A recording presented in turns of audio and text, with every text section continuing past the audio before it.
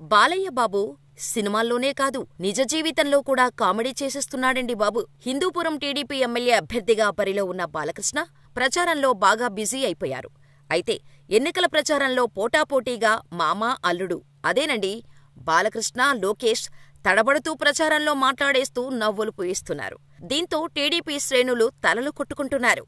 మార్చి 3న ఓటెయ్యాలని లోకేష్ ప్రచారంలో టీడీపీ శ్రేణులకు పిలుపునిచ్చి నవ్వుల పాలైతే బాలకృష్ణ మరో ముందడుగు వేసి మే 3న ఓటెయ్యాలని కార్యకర్తలకు పిలుపునిచ్చారు.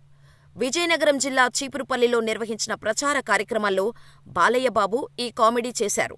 రాష్ట్ర అభివృద్ధికి టీడీపీ అధికారంలోకి రావాలి, అందుకోసం మే 3న జరిగే ఎన్నికల్లో ప్రజలంతా టీడీపీకి ఓటెయ్యాలని కోరారు. అసలు ఎన్నికలు ఎప్పుడు జరగనున్నాయో గుర్తులేని మామా అల్లుడు ప్రజలకు ఇచ్చిన హామీ ఏం గుర్తుపెట్టుకుంటారని వైసీపీ నేతలు కౌంటర్ వేస్తున్నారు.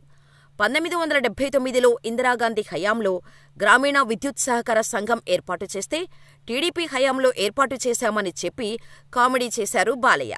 వాస్తవానికి ఏపీలో మే 13న పోలింగ్ జరగనుంది. కానీ బాలయ్య మే 3 అని, లోకేష్ మార్చి 3 అంటూ వారికి నచ్చిన డేట్లు చెప్పి పాపం టీడీపీ కార్యకర్తలను సైతం వీళ్ల తడబాటుతో కన్ఫ్యూజ్ చేసి పడేస్తున్నారు. తమ్ముడు ఒక్క నిమిషం ఆగండి, కళ్ళు నా వైపు చూస్తున్నారు, మీరు ఆగండి. ఆగన్నా మాట అడిగిన ప్రశ్న సమాధానం చెప్పనండి. చెప్పకూడదు నేను సమాధానం 2 నిమిషాలు ఓపిక పట్టు స్వామి, మీరు ఆగాలమ్మా, మైక్ ఎరుగుతుంది. తమ్ముడు మీరు కూర్చోండి, నన్ను మాట్లాడినియండి దయచేసి. మీ ఒక్కరి వల్ల మొత్తం మీటింగ్ డిస్టర్బ్ అవుతుంది. మీరు కూర్చోండి, కూర్చోండి అమ్మా, ఆవేశంగా ఉన్నాడు తమ్ముడు, కూర్చోండి.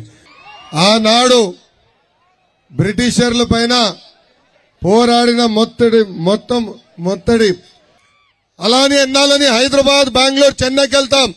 ప్రతి నిరుద్యోగుడికి ఉద్యోగ ఉపాధి కల్పించే బాధ్యత మనందరం కలిసి తీసుకోవాలి. మీ దగ్గర నుంచి ప్రశ్నలు తీసుకున్నాక వచ్చా. మైనారిటీ సోదరుల నిరుపేదకం అనేది చాలా ఉంది.